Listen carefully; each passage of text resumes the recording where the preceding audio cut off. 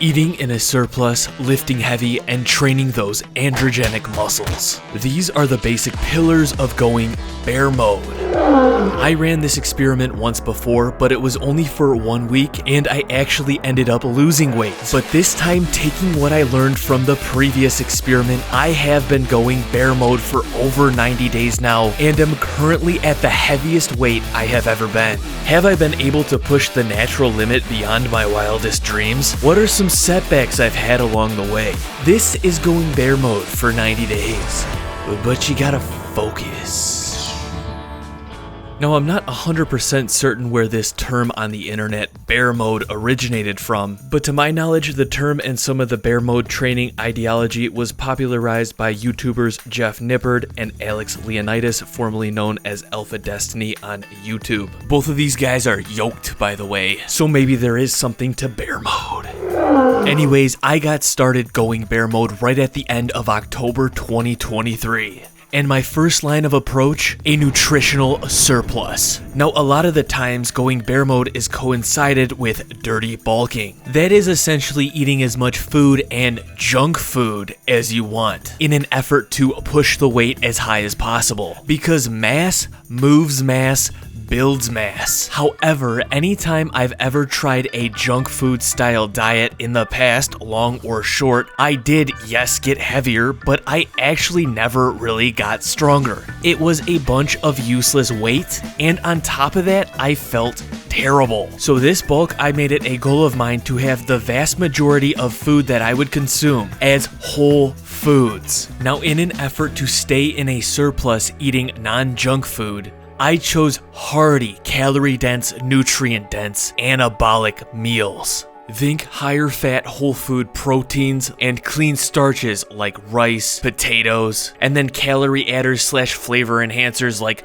butter and olive oil. I also included some whole fruits and vegetables. I tried to eat at least 3,500 calories consistently, often in the early stages going as high as 4,500 calories plus. Now, in order to get this many calories of whole foods down, I had to flip my script on meal frequency. Coming from intermittent fasting 5 days a week, I now started eating 4 to 5 meals for 5 days a week. At first it was kind of fun, but then it became kind of a chore. Eating breakfast, lunch, dinner, and at least one other meal, most of the time too. It really benefited me to cook in bulk, but even then it was still quite a mess. As tasking as cooking and eating all of this food was, I couldn't deny it was working. Week by week, I noticed my strength on every exercise going up. It felt the closest thing to beginner gains that I have experienced in a while. My approach to monitoring and making progress in the gym, paying attention to my compound movements, and monitoring progressive overload. That is trying to beat volume times weight moved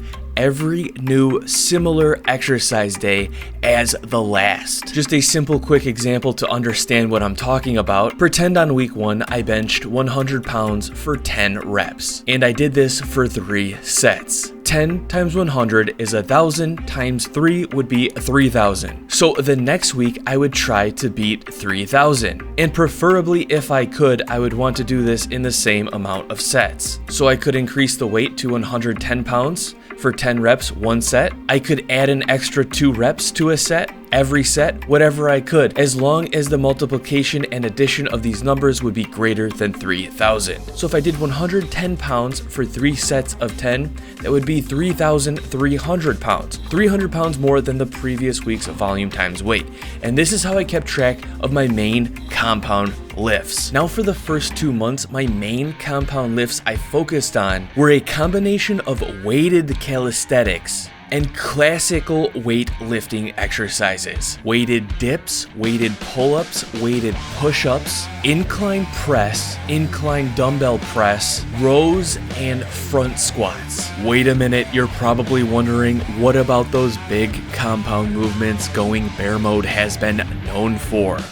Deadlifts, back squats, weighted bent over rows, etc. Well, this leads me to my first setback. My back. If you've been following me on this channel, then you probably know that a couple months ago I tweaked my back pretty badly. Now, going into this bulk, it was pretty much healed up on a base level. But still, so far throughout this experiment, there has been some lingering uncertainty and uneasiness, especially when doing any lifting off of the ground type motion with any significant type of weight. I feel like I didn't get enough confident strength back in my back to be able to perform these movements at the level I wanted to progressively overload each week. Now, that's not to say I didn't perform these movements or similar movements to these movements just with very light weight on my mobility day. That's right, I had one mobility day I would do each week to hopefully maintain and even improve athleticism,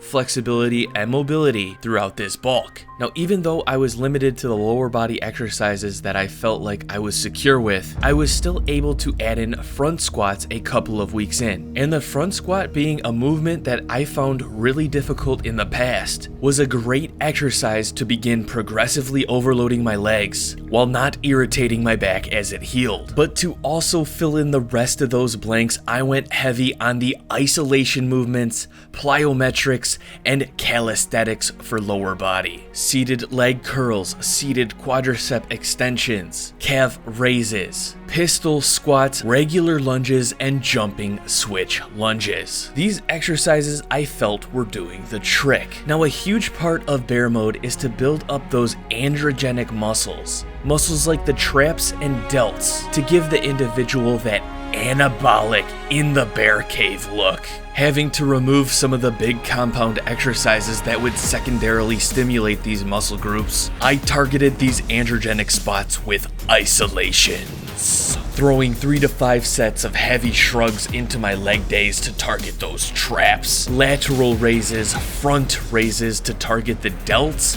and front of the neck. Speaking of necks, you know who has a thick neck? A bear! But seriously, having a thick neck looks very bearabolic. So I actually threw in consistent neck training at least once a week for the first couple of weeks, but then in December I threw in neck training 5 days a week using the iron neck. Check out that video if you're interested. Now, another muscle group that I thought was important to focus on to look as bearabolic as possible when in clothes, specifically a t-shirt, forearms, hands, and wrists. Yes. In fact, I did a whole month of thumb training in the beginning of going bear mode, focusing on building meat in those hands, but also strengthening and adding mass to the forearms and wrists. Exercises such as various forms of hangs for time, using the Captains of Crush grippers, wrist curls, reverse wrist curls, wrist rolls, forearm rolls, etc. Now, after the thumb training month, I was only throwing in about 1 or 2 forearm exercises twice a week on my upper body days. However, a little into the last month of these 90 days, in an effort to finally achieve a goal of mine and blast through a grip plateau, I stepped up the grip and forearm training big time.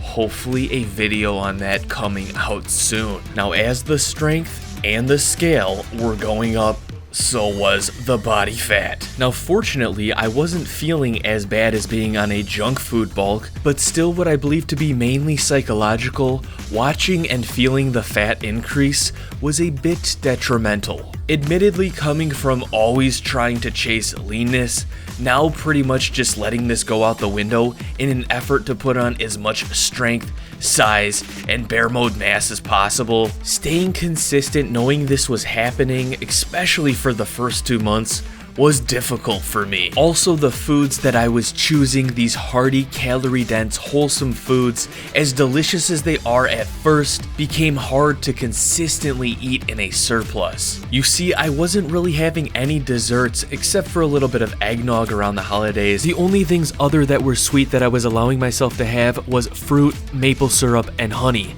And you can only really do so much with that. What I'm saying is it was hard to trigger that like junk food taste bud response where all of a sudden you just get ravenous and want to eat. But on a good note, for once in a long time, I never felt hungry, which was a nice refreshment. And I also felt eating this way prevented me from putting on excess unnecessary fat. Now naturally some days I ate more calories than others, but all in all, assuming I have about a 3,000 calorie maintenance, I tried to eat at least 3,500 calories on a consistent basis. In the first month of this experiment, my weight rocketed up from around the low 190s to the high 190s, and then quickly after into the 200s, where I began to slowly taper off around 204. Now something I haven't touched on yet but I found very important, as my weight continued to climb, I did not neglect cardiovascular exercise. It's not like I did anything too intense, but adding in about a 20-minute light cardio session on my mobility day once a week,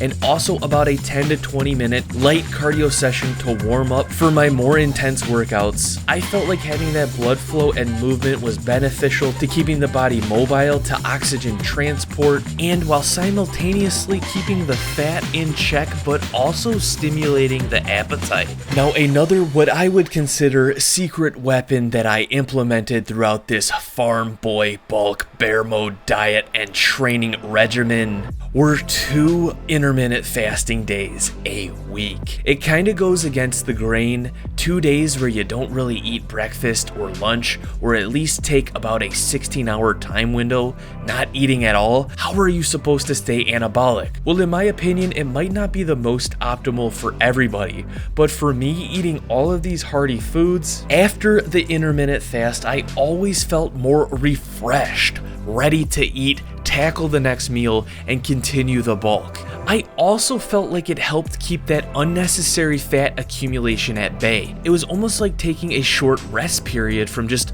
always stuffing myself. Maybe getting a little pseudo, but I felt like it was giving my digestive system a little break, a little chance to, wonder where the food's at. Then when I would break the fast, it just felt like I would get this spike in absorption and anabolicism, if that's a word. But keep in mind, I only kept these intermittent fasting or hack fasting days to twice a week. The 5 other days I was eating frequently consistent meals. Now another very important component to going bear mode, in my opinion, rest and sleep. You see, training hard in the gym essentially just breaks down the muscle, but they actually recover and grow bigger during rest and sleep. Now over the summer and most of the fall, even on my rest days, I often did a large amount of activities that quite frankly most of the time added up to be essentially another workout on its own. However, going bear mode, I tried my best to rest on rest days. Yes, light activity, maybe like a light walk, going to the store, whatever, I allowed myself to do, but for the most part, when I wasn't training or working, I was trying to relax and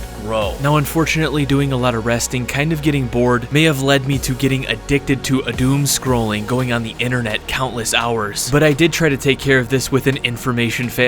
Check out that video if you're interested. Anyways, also trying to improve the quality of my sleep, I tried to stay off my phone before bed, use my blue light blocking glasses before bed, use a vagal nerve stimulator before bed, and even often do 5 minutes of silent meditation before bed. I know this might be sounding a little pseudo, but all of these techniques I was using were actually techniques I derived from previous experiments where I actually did feel a benefit towards sleep. And I also feel like those cardio sessions that I was adding in, like I spoke about earlier, were helping me sleep as well. So sleep being very important towards growing, I was doing what I could to improve it, and I have been noticing what feels like more quality restful sleep on a daily basis. However, I still believe my sleep could use vast improvements, and I will be looking at improving it even further with further experiments in the future. In addition to maximizing nutrition, lifting heavy, and getting adequate rest and recovery, I also implemented some other methods: supplementation. Staying the natty route, I continued taking Tongkat Ali 4 days a week, but I also added in another herb known as Cistanche. I made a whole video covering this herb, but it might work like a natural SARM, signaling the body to produce more testosterone. I also added in Tribulus, but sparingly, because I noticed it was a little on the overstimulatory side. In addition, some staple supplements up to 6 days a week, 1 capsule of Joint Health by Snap Supplements, 12 milligrams of astaxanthin, and the occasional intra-workout beetroot powder for that blood flow and pump. I also continued to use my red light 5 to 10 minutes a day 4 to 5 times a week to potentially help with recovery and those old injuries. So after 90 days of consistently going bear mode, how much weight have I gained? What do I look like compared to the befores? What are some notable strength improvements I made along the way? And what will I be doing going forward? Ladies and gentlemen, it is time for the results. 90 days into this bulk, let's take a look at the progress so far. Holy thick core. Man. So 204 pounds. Yeah. My core definitely looks bigger. That's the first thing I noticed.